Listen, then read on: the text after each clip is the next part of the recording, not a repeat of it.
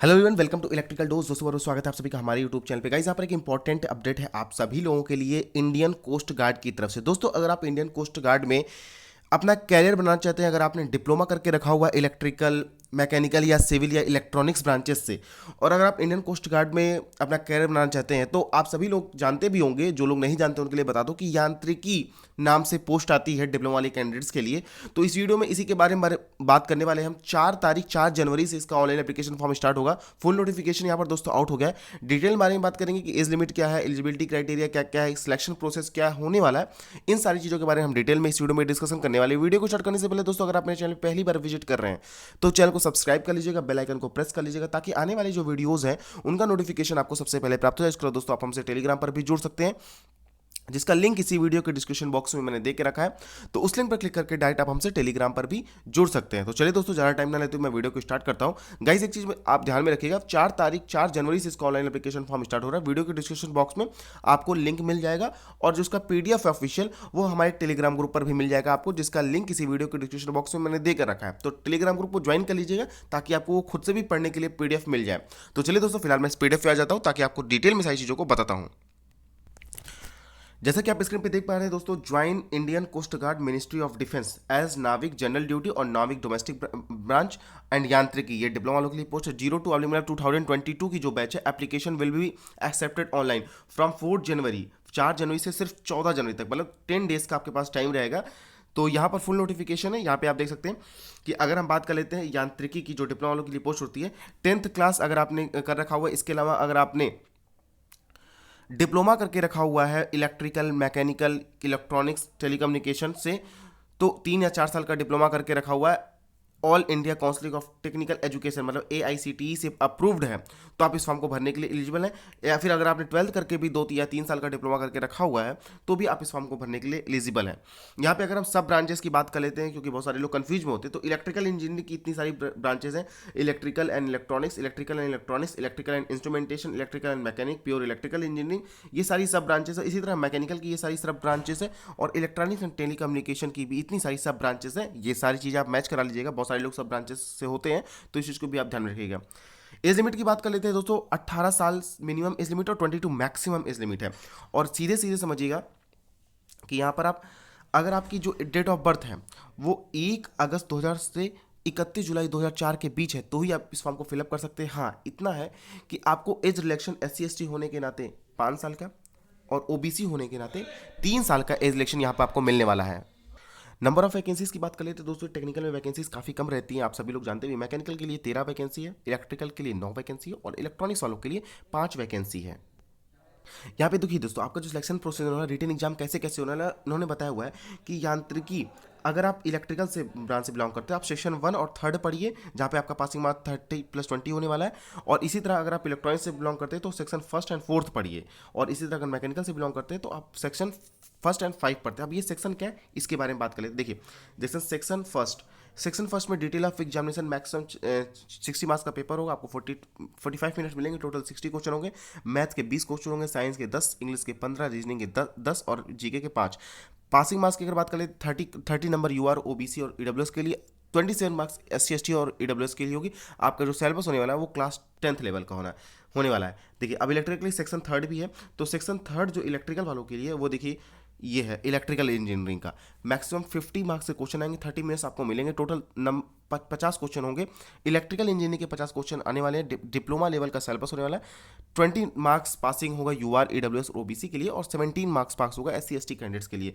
तो अगर आप इलेक्ट्रॉनिक्स से बिलोंग करते हैं तो इलेक्ट्रॉनिक्स वाली सेक्शन 4 को पढ़िए, मैकेनिकल से बिलोंग करते हैं तो सेक्शन 5 को पढ़िए। तो इस चीज़ को ध्यान रखिए। और डिप्लोमा वालों के लिए, चाहे वो किसी भी ब्रांचेस से हो, सेक्शन 1 सभी का कॉमन रहेगा।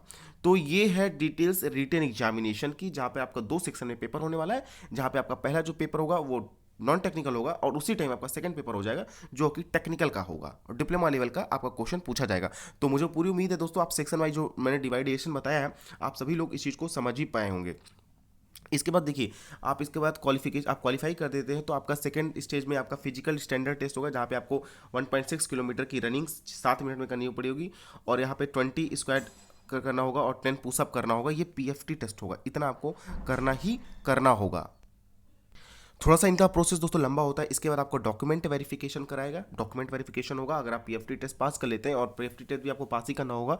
1.6 किलोमीटर आपको 7 मिनट में दौड़ना होगा, और 20 स्क्वाट लगाने होंगे, और 10 पुशअप आपको करने ही करने होंगे, और ये सारी चीज़ें आप देख सकते हैं। इसके बाद आपका डॉक्यूमेंट वेरिफिकेशन होगा, फिर इसके बाद एक इनिशियल मेडिकल एग्जामिनेशन होगा। इसके बाद फिर आपका स्टेज 3 आएगा, फिर यहाँ पर भी फिर से आपका एक डॉक्यूमेंट वेरिफिकेशन होगा। डॉक्यूमेंट वेरिफिकेशन के बाद फिर से आपका फाइनल मेडिकल होगा INS चिल्का में। इसके बाद उसी टाइम आपको दोस्तों सबमिशन ऑफ ओरिजिनल डॉक्यूमेंट्स होगा, पुलिस वेरिफिकेशन होगा, अदर एसोसिएट जो भी फॉर्म होंगे वो होंगे। इसके बाद आपका इस स्टेज 4 में candidates who clear stage 3 stand in merit as per the vacancies. अब इसके बाद फिर से एक वैकेंसी बनेगी, उसी हिसाब से आपको ट्रेनिंग INS चिल्का में दी जाएगी। मतलब आपकी सारी स्टेज आप क्रॉस करेंगे, इसके बाद आपकी फाइनल मेरिट बनेगी।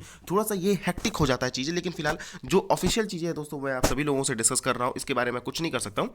ऑनलाइन एप्लीकेशन फॉर्म जैसा कि मैंने आपको पहले बता दिया कि 4 जनवरी से इसका ऑनलाइन एप्लीकेशन फॉर्म स्टार्ट होगा।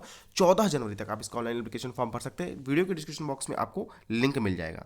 और इस चीज़ को भी आप ध्यान रखिएगा, अगर आप फॉर्म अप्लाई कर रहे हैं तो सिर्फ आप एक ही फॉर्म अप्लाई कर सकते हैं। आप नाविक DB का फॉर्म अप्लाई कर सकते हैं, नाविक GD का फॉर्म अप्लाई कर सकते हैं, या मतलब एक ही, चाहे आप ये अप्लाई कर लीजिए या फिर ये अप्लाई कर लीजिए, या फिर अगर यांत्रिकी मतलब डिप्लोमा वाला फॉर्म अप्लाई करना चाहते तो या फिर मैकेनिकल वाला, या फिर इलेक्ट्रिकल वाला, या इलेक्ट्रॉनिक्स वाला। ऐसा नहीं हो सकता कि आप मैकेनिकल के लिए एलिजिबल हैं और इसके अलावा यांत्रिक DB के लिए भी एलिजिबल है, तो आप दोनों फॉर्म भर सकते हैं। और इस चीज़ को आप ध्यान रखिए, वरना आपका कैंडिडेचर जो है कैंसिल हो जाएगा। कोई भी क्वेरी हो दोस्तों आप इस मेल पे मेल कर सकते हैं, और इसके अलावा ये नंबर हेल्पलाइन नंबर है, इस हेल्पलाइन नंबर से आप बात कर सकते हैं। इस चीज़ को भी आप ध्यान में रखिएगा। और यहाँ पर इतने सारे इंपॉर्टेंट डॉक्यूमेंट्स आपको अपलोड करने होंगे, और जब आप एग्जाम देने जाएंगे तो भी आप सारे डॉक्यूमेंट्स वगैरह लेके जाइएगा, ताकि आपको ज़्यादा दिक्कत ना हो। इन चीज़ को भी आप ध्यान में रखिएगा। ओरिजिनल डॉक्यूमेंट्स आपको सारे साथ में लेके जाइएगा। इसके बाद ही वहाँ पर आपका एक बार थोड़ा सा सिलेक्शन होने के टाइम आपका डॉक्यूमेंट, मतलब इनिशियल स्टेज में रिटर्न के पहले ही आपका डॉक्यूमेंट थोड़ा सा चेक करते हैं। एग्जामिनेशन फीस की अगर हम बात कर लेते हैं दोस्तों, 250 आपका एग्जामिनेशन फीस होने वाला है जर्नल, OBC और EWS कैंडिडेट के लिए। SC ST कैंडिडेट्स के लिए कोई भी फॉर्म फीस यहाँ पर नहीं रखी गई। 250 आपका एग्जामिनेशन फीस रखा गया है। यहाँ पर अगर हम बात कर लेते हैं, तो अगर एग्जामिनेशन सिटी की बात की जाए तो candidate is given to 5 preference for examination city in application for stage 1 and stage 2 process.